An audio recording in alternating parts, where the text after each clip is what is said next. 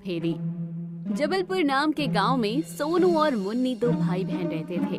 उनके माता पिता का देहांत कुछ वर्ष पहले ही हो गया था, जिसके बाद दोनों भाई बहन अकेले हो गए और जैसे तैसे इधर उधर छोटा मोटा काम करके अपना गुजर बसर करने लगे। सोनू, आज बाहर बहुत ज्यादा ठंड है, तो तू घर से बाहर मत निकलना। मैं शाम तक कुछ काम करके थोड़े बहुत पैसे कमा लूंगी और उन पैसों से हमारे लिए खाना और एक कंबल खरीद के ले आऊंगी। लेकिन दीदी, कंबल तो बहुत महंगा आता है। इतने से पैसों में खाने के साथ कंबल कैसे खरीद कर लाओगी? मैं कोशिश करूंगी कि मालकिन से कुछ पैसे उधार ले लूं, पर मैं उन्हें बोलूंगी कि ठंड में हमारे पास ओढ़ने के लिए कंबल नहीं है, तो शायद हमारी वो मजबूरी समझकर वो मुझे कुछ पैसे उधार दे दे। मुन्नी अपने छोटे भाई सोनू को घर पर छोड़कर काम करने के लिए चली जाती है। वहाँ इतनी ठंड में वो पूरी हवेली में ठंडे पानी से काम करती है और उसकी मालकिन उसे दिन के 50 रुपए दे देती है। मालकिन, क्या आप मुझे कुछ दिन के पैसे उधार पर दे सकती हैं? हमारे पास कंबल नहीं है और इतनी सर्दी में बहुत ठंड लगती है। अगर आप मुझे कुछ पैसे दे देंगे तो मैं अपने और अपने भाई के लिए कंबल खरीद लूंगी। मेरे पास तुझे देने के लिए कोई पैसे नहीं है और तेरा क्या भरोसा, पैसे लेकर भाग गई तो? कंबल खरीदना है तो जाकर और 10 घरों में काम कर और सबसे पैसे लेकर कंबल खरीद ले। मुन्नी की मालकिन उसे पैसे नहीं देती और वहाँ से भगा देती है। मुन्नी को जो 50 रुपए मिले थे, उन पैसों से वो अपने और अपने भाई के लिए थोड़ा खाना खरीद लेती है। तभी उसे रास्ते के कोने पर एक बूढ़ी औरत दिखाई देती है जो लोगों से खाना मांग रही थी। भगवान के लिए कुछ दे दो खाने को भैया, बहुत भूख लगी है। ये दादी माँ तो बहुत भूखी लग रही है, मैं इन्हें अपने खाने में से थोड़ा खाना दे देती हूँ। मुन्नी अपनी थैली से 2 रोटियाँ और सब्जियाँ निकालकर उस बूढ़ी औरत को खाने के लिए दे देती है। ये लीजिए दादी अम्मा, आप ये खाना खा लीजिए। तुम्हारा बहुत बहुत शुक्रिया बेटी, तुम बहुत नेक दिल हो। मैं इतनी देर से लोगों से खाने को एक रोटी मांग रही थी, लेकिन किसी ने मुझे कुछ नहीं दिया, मगर तुम एक छोटी सी बच्ची के अंदर कितनी दया है। दादी माँ, मैं भूख की कीमत समझती हूँ। मेरे माता पिता नहीं हैं और कभी कभी हमारे पास इतने पैसे भी नहीं होते कि मैं और मेरा भाई 2 वक्त का खाना खा सके। इसलिए जब भी मैं किसी को भूखा देखती हूँ तो मुझे बिल्कुल भी अच्छा नहीं लगता। मुन्नी की बातें सुनकर बूढ़ी औरत की आंखों में आंसू आ जाते हैं। बेटी, थोड़ा होने के बाद भी उसमें से तुमने अपना हिस्सा मुझे दे दिया। तुम्हारा साफ नियत और दूसरों के प्रति दया के भाव के कारण मैं बहुत खुश हुई हूँ। तुम्हारी इस रोटी के बदले मैं तुम्हें कुछ ज्यादा तो नहीं दे सकती, लेकिन मेरे पास एक ये कंबल है। तुम इस कंबल को ले जाओ, ये ठंड में तुम्हारे बहुत काम आएगा। क्या आप सच कह रही हैं दादी माँ? क्या मैं सचमुच ये कंबल लेकर जा सकती हूँ? हाँ बेटी, वैसे भी मेरे पास ओढ़ने के लिए एक कंबल तो है ही और एक कंबल मेरे पास रखा ही रहता है, तो ये भला मेरे क्या काम आएगा? तो तुम इसे ले जाओ। बूढ़ी औरत मुन्नी को वो कंबल दे देती है और वो कंबल पाकर मुन्नी बहुत खुश होती है। मुन्नी घर आकर अपने भाई को सारी बातें बताती है, तो उसका भाई भी मन ही मन बूढ़ी औरत का बहुत धन्यवाद करता है। दीदी, क्या हम उन बूढ़ी दादी को अपने साथ नहीं रख सकते हैं? वैसे भी हमारा दुनिया में कोई नहीं है और वो बूढ़ी दादी भी अकेली रहती है ना। अगर वो हमारे साथ रहेगी तो उन्हें रहने को घर मिल जाएगा और हमें दादी माँ मिल जाएंगी। तुमने बिल्कुल ठीक कहा सोनू। जब कल मैं काम से आऊंगी तो आते हुए दादी माँ को घर लेते आऊंगी। हाँ दीदी, लेकिन अभी मुझे बहुत भूख लग रही है। तुम खाने को क्या लेकर आई हो? आज खाने में रोटियां और आलू की सब्जी है। ये लो, तुम जल्दी खा लो। क्या मतलब दीदी? आप मेरे साथ खाना नहीं खाओगी क्या? नहीं सोनू, आज मुझे भूख नहीं लगी है, तो तुम खाना खा लो। नहीं दीदी, मैं जानता हूँ कि आपको बहुत भूख लगी है, लेकिन खाना कम होने की वजह से आप ऐसा कह रही हैं। लेकिन अगर आप खाना नहीं खाओगी तो मैं भी खाना नहीं खाऊंगा। इसके अंदर 2 रोटियां हैं, एक मैं खा लेता हूँ और एक आप खा लीजिए। सोनू अपने हाथों से अपनी बहन को खाना खिलाता है। तभी वो खाना खाते हुए कहता है, काश हमारे पास पेट भर खाना होता तो कितना अच्छा होता ना दीदी। पहले सर्दियों में माँ हमारे लिए गाजर का हलवा बनाती थी और कभी कभी तो गोभी के पराठे, तो कभी कभी मेथी के पराठे भी। लेकिन अब हमें पेट भरने के लिए कितना संघर्ष करना पड़ता है। सोनू के इतना कहते ही वहाँ पर गाजर का हलवा और तरह तरह के पराठे आ जाते हैं। अचानक वहाँ इस तरह का खाना आता देखकर दोनों भाई बहन डर जाते हैं। दीदी, ये सब क्या हो रहा है यहाँ पर? यहाँ पर अपने आप इतना सारा खाना कहाँ से आ गया? तुम दोनों डरो मत, ये खाना मैं तुम दोनों के लिए लेकर आया हूँ। तुम दोनों अभी कह रहे थे ना कि तुम्हारी माँ तुम्हारे लिए सब खाना बनाती थी और तुम्हारा ये सब खाने का मन भी कर रहा था, तो मैंने तुम्हारे लिए ये खाना बना दिया। हमारे घर में कोई भूत तो नहीं घुस गया ना सोनू? देखो, तुम जो कोई भी हो यहाँ से चले जाओ, हमें ये कुछ भी नहीं चाहिए। अरे तुम दोनों मुझसे ऐसे डरो मत, मैं एक जादुई कंबल हूँ। उस बूढ़ी दादी ने तुम्हें खुश होकर ये जादुई कंबल दिया है। वो कोई इंसान नहीं बल्कि एक परी थी। अब तुम जो चाहो मुझसे मांग सकते हो, मैं तुम लोगों की हर जरूरत को पूरी करूँगा। कंबल की बात सुनकर दोनों भाई बहन खुश हो जाते हैं और जो कंबल ने उन्हें खाना दिया था वो दोनों पेट भर के उस खाने को खाते हैं। तुम्हारा बहुत बहुत धन्यवाद प्यारे कंबल, तुम्हारी वजह से हमने कितने समय बाद इतना स्वादिष्ट खाना खाया, वो भी एकदम पेट भर के। वरना कभी कभी तो हमें 2 वक्त की सूखी रोटी भी पेट भर कर नसीब नहीं होती थी। मैं बहुत बुरा समय देखा है ना, लेकिन तुम चिंता मत करो, अब से मैं हमेशा तुम्हारे साथ रहूंगा और तुम्हें किसी चीज की कोई कमी भी नहीं होने दूंगा। जादुई कंबल उन दोनों के लिए 2 नए कंबल लेकर देता है और घर में 2 बिस्तर भी लगा देता है। दोनों भाई बहन अपने अपने बिस्तर पर आराम से सो जाते हैं। लेकिन रात के समय अचानक बारिश में ठंड शुरू हो जाती है। उनके घर की छत जगह जगह से टूटी हुई थी, तो घर के अंदर पानी भरने लगता है और टूटी फूटी खिड़की भी खुल जाती है और घर के अंदर ठंडी हवा और बारिश की बूंदें आने लगती है।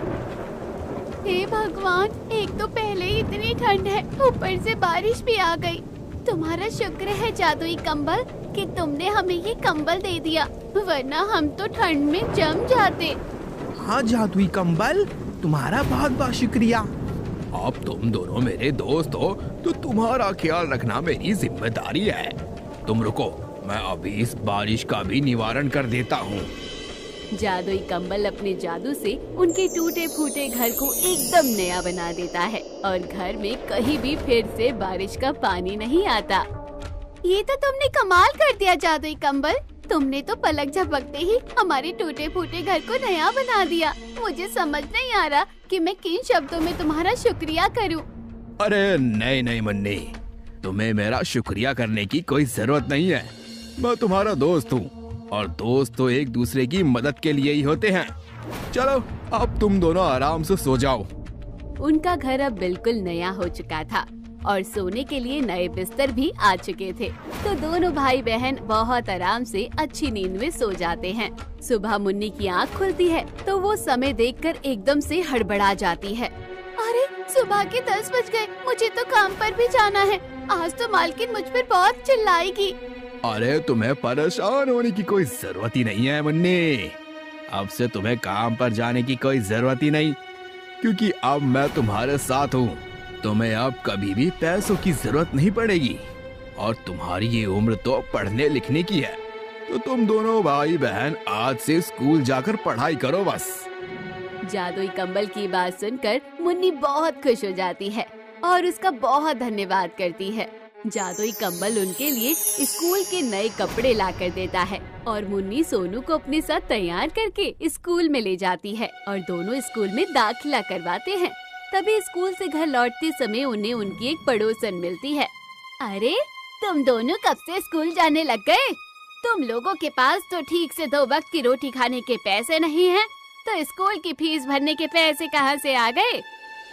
वो हमारे एक रिश्तेदार ने हमारा दाखिला करवाया है और अब से हम स्कूल में पढ़ेंगे। चलो सोनू घर चलते हैं, देर हो रही है। अचानक पड़ोसन जब ये बात पूछती है तो मुन्नी घबरा जाती है और सोनू को लेकर जल्दी से घर आ जाती है। लेकिन जब पड़ोसन का ध्यान उनके घर पर जाता है तो वो हैरान रह जाती है। ऐसा कैसे हो सकता है? कल तक तो इन लोगों के घर में बिल्कुल कुछ नहीं था, इनका घर बिल्कुल टूटा फूटा था और फिर आज इनका घर बिल्कुल नया कैसे बन गया? ऐसा लगता है इन लोगों के हाथ कोई जादुई चिराग लग गया है, वरना इन जैसे फटीचरों की हालत कैसे सुधर गई? पड़ोसन अपने घर जाकर ये सारी बातें अपने पति को बताती है तो उसका पति भी हैरान हो जाता है। कोई ना कोई गड़बड़ तो जरूर है, लेकिन तुम चिंता मत करो, गड़बड़ का पता तो मैं लगा कर रहूंगा। आज रात छिपकर मैं सब पता लगा लूंगा। जैसे ही रात होती है तो रजत उनके घर के पास चला जाता है और उनके घर की खिड़की से झांक कर अंदर देखने लगता है। अच्छा, अब तुम दोनों ये बताओ कि तुम दोनों को खाने में क्या चाहिए? क्या खाने का मन है तुम दोनों का? मैं तुम्हारे लिए वही ले आऊंगा। कल तुमने हमें हमारा मन पसंद खाना खिलाया था ना, तो आज तुम बताओ तुम्हें क्या पसंद है? आज हम तुम्हारी पसंदीदा खाना बनाएंगे। मैं तो एक जादुई कंबल हूँ, मुझे भला खाने को क्या ही पसंद हो सकता है। हाँ, लेकिन एक बार मैंने आलू की सब्जी के साथ गर्मा गर्म पूरियां खाई थी और दूध वाली गाढ़ी गाढ़ी खीर, तो वो मुझे बहुत स्वादिष्ट लगी। अगर तुम कहते हो तो मैं तुम्हारे लिए गर्मा गर्म खीर पूरी और सब्जी लेकर आ जाता हूँ। अरे ये तो मुझे भी बहुत पसंद है। तुमने जैसे ही खीर पूरी और सब्जी का नाम लिया तो मेरे मुंह में पानी आ गया। जादुई कंबल पलक झपकते ही उनके सामने खीर, आलू की सब्जी, गर्मा गर्म पूरियां पेश कर देता है और जब उनकी खिड़की के बाहर छिपकर खड़ा हुआ रजत ये सब देखता है तो उसकी आंखें फटी की फटी रह जाती है। अच्छा, तो ये चक्कर है, इन्हें ये जादुई कंबल मिल गया इसलिए उनके पास इतना पैसा आ गया है, जो कि एक ही रात में इनका घर बन गया और ये दोनों स्कूल जाने लगे। लेकिन मैं तुम दोनों के पास ये खुशी ज्यादा समय तक रहने नहीं दूंगा। आज रात ये कंबल मेरा हो जाएगा। रजत वहीं पर खड़ा रहकर उनके सोने का इंतजार करता है और जैसे ही वो दोनों सो जाते हैं तो वो मास्टर की से उनका घर का दरवाजा खोलकर उनका कंबल चुरा लेता है। जादुई कंबल सोया हुआ था इसलिए उसे कुछ पता नहीं चलता, लेकिन जब सुबह उसकी आँख खुलती है तो वो भी हैरान रह जाता है। अरे, जब कल रात में सोया था तो मुन्नी और सोनू के पास था, लेकिन अब मैं कहाँ गया ये? अच्छा हुआ जो तुम उठ गए। तुम ज्यादा हैरान मत हो, मैं तुम्हें कल रात को उनके घर से लेकर आया हूँ ताकि उन लोगों की तरह तुम मुझे भी अमीर बना दो। तुम्हें क्या लगता है तुम मुझसे कुछ मांगोगे और मैं तुम्हें इतनी आसानी से दे दूंगा? मैं सिर्फ सच्चे और जरूरतमंद लोगों की मदद करता हूँ और तुम्हें देखकर तो मुझे बिल्कुल नहीं लग रहा कि तुम सच्चे और जरूरतमंद हो। इतना अच्छा खासा घर है तुम्हारा, काम धाम करने के लायक भी लगते हो, तो भला फिर मैं तुम्हारी मदद क्यों करूं? अरे मैं कहाँ तुमसे ज्यादा कुछ मांग रहा हूँ, उन लोगों को इतना दिया है तो थोड़ा बहुत मुझे भी दे दो। अब मैं तुम्हें अपने घर लेकर आया हूँ तो मुझे इस तरह निराश तो मत करो। अच्छा ठीक है, जल्दी बताओ तुम्हें क्या चाहिए, लेकिन याद रखना मैं सिर्फ तुम्हें एक मौका दूंगा, इसलिए जो भी मांगना है सोच समझ के मांगना। ठीक है, जो मांगूंगा सोच समझ कर ही मांगूंगा, लेकिन सोचने के लिए थोड़ा मुझे वक्त तो दो, तब तक तुम मेरे घर पर आराम कर लो। ठीक है। रजत सोचने में जानबूझकर समय लगाता है। वो अंदर कमरे में अपनी पत्नी के पास जाकर कहता है, सुनो अनीता, अभी मैं इस जादुई कंबल से कुछ नहीं मांगूंगा, लेकिन रात होते ही जैसे ही ये सो जाएगा तो हम इसे अपने तिजोरी में बंद कर लेंगे और उसके बाद जब ये हमारे घर से कहीं जा ही नहीं पाएगा तो इसे हमारी हर इच्छा पूरी करनी ही पड़ेगी। उन दोनों की ये बातें उनकी खिड़की से छिपकर उनका एक पड़ोसी सुन लेता है और इससे पहले कि वो दोनों अपने कमरे से बाहर आते तो वो उनके घर में घुसकर सोए हुए जादुई कंबल को वहाँ से उठाकर ले जाता है। अगले दिन जब जादुई कंबल की आँख खुलती है तो वो खुद को एक अलग घर पर पाता है।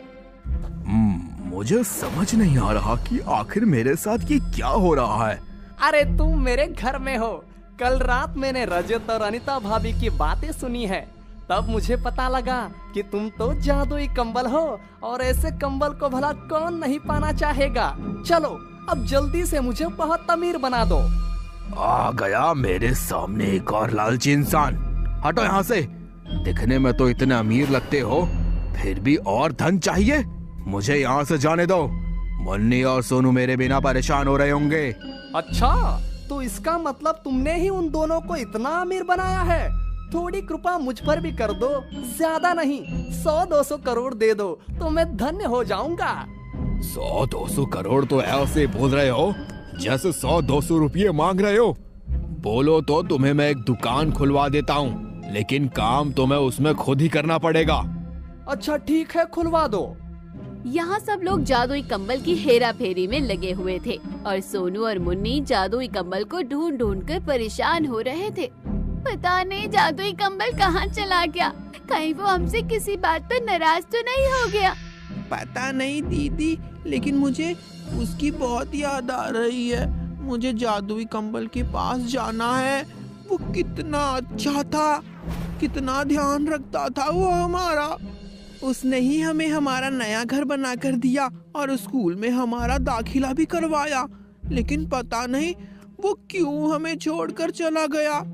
यहाँ सोनू और मुन्नी जादुई कंबल के लिए परेशान हो रहे थे और वहाँ जादुई कंबल सुनील की बातें सुनकर परेशान हो रहा था। देखो, अब बहुत हो गया तुम्हारा। तुम अपने बच्चों के नाम पर ब्लैकमेल कर रहे हो, तो कभी अपनी बूढ़ी माँ के नाम पर। अब मैं तुम्हें कुछ नहीं दूंगा। मुझे सोनू और मुन्नी के पास जाना है। सुनील जादुई कंबल को अपनी घर से जाने ही नहीं दे रहा था और वहाँ रजत और अनीता जादुई कंबल को अपने घर में ढूंढ रहे थे। तभी वो उसे ढूंढने के लिए बाहर गए तो उन लोगों को सुनील के घर से कुछ आवाजें सुनाई दी। उन्होंने उसके घर को झांक कर देखा तो जादुई कंबल वहीं पर था, तो वो तुरंत ही उसके घर के अंदर पहुंच गए। तुम्हारी हिम्मत कैसे हुई हमारे घर से हमारी जादुई कंबल को चुरा कर लाने की?